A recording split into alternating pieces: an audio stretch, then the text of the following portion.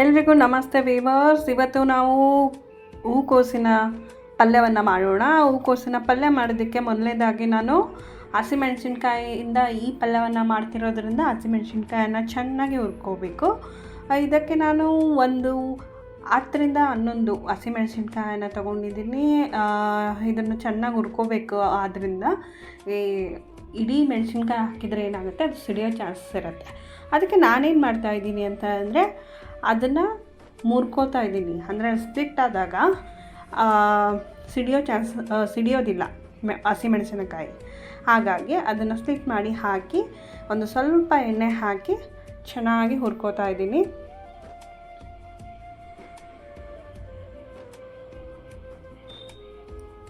ಹಸಿಮೆಣಸಿನ್ಕಾಯಿ ಬಣ್ಣ ಬದಲಾಗೋವರೆಗೂ ಹುರ್ಕೊಂಡು ನಂತರ ಅದನ್ನು ಪ್ಲೇಟಿಗೆ ತೆಗೆದಿಟ್ಕೋಬೇಕು. ಈಗಿದೆ ಚೆನ್ನಾಗಿ ಬೆಂದಿದೆ, ತೆಗೆದಿಟ್ಕೊಳ್ಳೋಣ. ನೆಕ್ಸ್ಟು ಹೂಕೋಸನ್ನ ಯಾವುದೇ ಖಾದ್ಯ ಮಾಡಿದ್ರೂ ಕೂಡ ಹೂಕೋಸು ಏನಿದೆ ಅದನ್ನು ಸ್ವಚ್ಛಗೊಳಿಸೋದು ತುಂಬಾ ಇಂಪಾರ್ಟೆಂಟ್. ಅದಕ್ಕೆ 1 ಲೀಟರ್ನಷ್ಟು ನೀರನ್ನು ಹಾಕಿ ಬಿಸಿ ನೀರನ್ನು ಮಾಡ್ಕೊತಾ ಇದ್ದೀನಿ. ಇದು ಒಂದು ಸ್ವಲ್ಪ ನೀರು ಕುದಿಯೋದಕ್ಕೆ ಬಂದಾಗ ಅದಕ್ಕೆ ನಾನು ಈಗ ಆಲ್ರೆಡಿ ಏನು ಮಾಡಿದ್ದೀನಿ, ಹೂಕೋಸನ್ನು ಇದು ನೀರು ಬಿಸಿ ಆಗಲಿ ಅಂತ ಹೇಳಿ ಮುಚ್ಚಿಟ್ಬಿಟ್ಟಿದ್ದೆ ಒಂದು 10 ನಿಮಿಷಗಳ ಕಾಲ. ಈಗ ಇದು ಬಿಸಿಯಾಗಿದೆ. ಈಗ ನಾನು ಹೆಚ್ಚಿಟ್ಕೊಂಡಿರೋಂತಹ ಹೂಕೋಸನ್ನು ಆ ನೀರಿಗೆ ಹಾಕ್ತಾಯಿದ್ದೀನಿ. ಈ ನೀರಿಗೆ ಉಪ್ಪನ್ನು ಹಾಕಬೇಕು. ಹಾಕಿ ಚೆನ್ನಾಗಿ ಮಿಕ್ಸ್ ಮಾಡಿ ಒಂದು 5 ನಿಮಿಷಗಳ ಕಾಲ ಇದೇ ನೀರಲ್ಲಿ ಬಿಡಬೇಕು. ಹಾಗಾದರೆ ಆ ನೀರಿನಲ್ಲಿ ಎಲ್ಲ ಏನೇ ಕ್ರಿಮಿಕೀಟಗಳಿದ್ರೂ ಎಲ್ಲ ಹೋಗುತ್ತೆ. ಸೊ ಒಂದು 5 ನಿಮಿಷ ಮುಚ್ಚಿಡ್ತಾ ಇದ್ದೀನಿ. 5 ನಿಮಿಷ ಆದ ನಂತರ ಆಲ್ರೆಡಿ ಕುದಿಯೋದಕ್ಕೆ ಬಂತು. ಒಂದು ಸಾರಿ ಚೆನ್ನಾಗಿ ಮಿಕ್ಸ್ ಕೊಟ್ಟು ಅದನ್ನು ತೆಗೆದಿಡ್ತಾ ಇದ್ದೀನಿ. ಈಗ ಇದನ್ನು ಹೂಕೋಸನ್ನು ಸ್ವಚ್ಛಗೊಳಿಸಿದ್ದಾಯಿತು. ನಂತರ ನಾನು ಕೊಬ್ಬರಿ ಮತ್ತು ಬೆಳ್ಳುಳ್ಳಿಯನ್ನು ರುಬ್ಬಿಟ್ಕೊಂಡಿದ್ದೆ.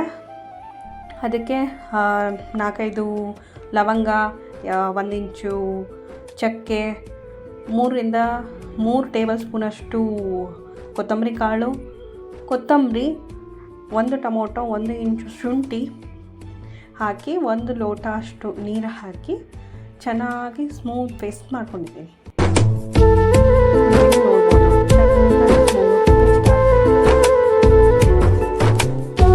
ಆಮೇಲೆ ನಾನು ಏನು ಇಟ್ಕೊಂಡಿದ್ದೆನಲ್ಲ ಹಸಿಮೆಣಸಿನಕಾಯಿ ಅದನ್ನು ಹಾಕಿ ನೀರಿನೊಂದಿಗೆ ಚೆನ್ನಾಗಿ ರುಬ್ಬಿ ಸ್ಮೂತ್ ಪೇಸ್ಟ್ ಮಾಡಿಕೊಡ್ತೀನಿ.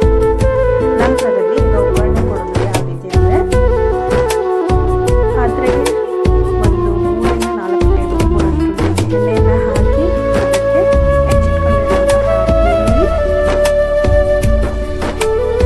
ಹಾಕಿ ಬಾಳಿಸ್ಕೋಬೇಕು.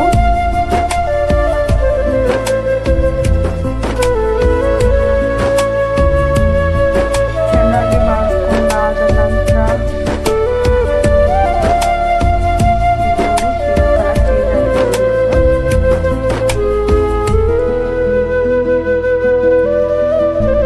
ಈ ಸಂದರ್ಭದಲ್ಲಿ ನಾವು ಏನು ಸ್ವಚ್ಛಗೊಳಿಸಿ ಇಟ್ಕೊಂಡಿದ್ದೀವಲ್ಲ ಆ ಹೂಕೋಸನ್ನು ಇದಕ್ಕೆ ಹಾಕ್ತಾ ಇದ್ದೀವಿ. ಹಾಕಿ ಚೆನ್ನಾಗಿ ಮಿಕ್ಸ್ ಮಾಡಬೇಕು. ಈಗ ನಾನು ಅರಿಶಿನ ಪುಡಿಯನ್ನು ಈ ಸಮಯದಲ್ಲಿ ಹಾಕ್ಕೊತಿದ್ದೀನಿ. ಹೂಕೋಸಿಗೆ ನೋಡ್ಬೋದು ಚೆನ್ನಾಗಿ ಮಿಕ್ಸ್ ಮಾಡ್ತಾ ಇದ್ದೀನಿ. ಹೂಕೋಸಿನ ಕಲರ್ ಚೇಂಜ್ ಆಯಿತು. ಎಲ್ಲ ಹೂಕೋಸಿಗೂ ಇದೇ ರೀತಿ ಅರಿಶಿನ ಹತ್ತೋ ಥರ ಚೆನ್ನಾಗಿ ಮಿಕ್ಸ್ ಮಾಡ್ಕೋಬೇಕು.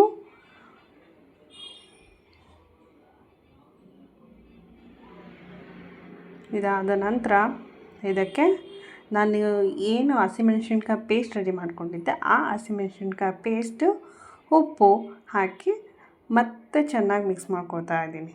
ಇದು ಎಣ್ಣೆಯಲ್ಲಿ ಬೆಂದರೆ ರುಚಿ ಬಹಳ ಚೆನ್ನಾಗಿರುತ್ತೆ ಪಲ್ಯದ್ದು.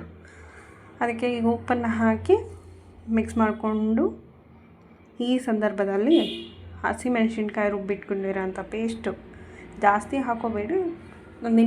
ನಿಮಗೆ ಸ್ಪೈಸಿ ಬೇಕಂತ ಅಂದರೆ ಅಷ್ಟು ರುಬ್ಬಿರೋ ಅಂಥ ಮಸಾಲನೂ ಹಾಕ್ಬೋದು.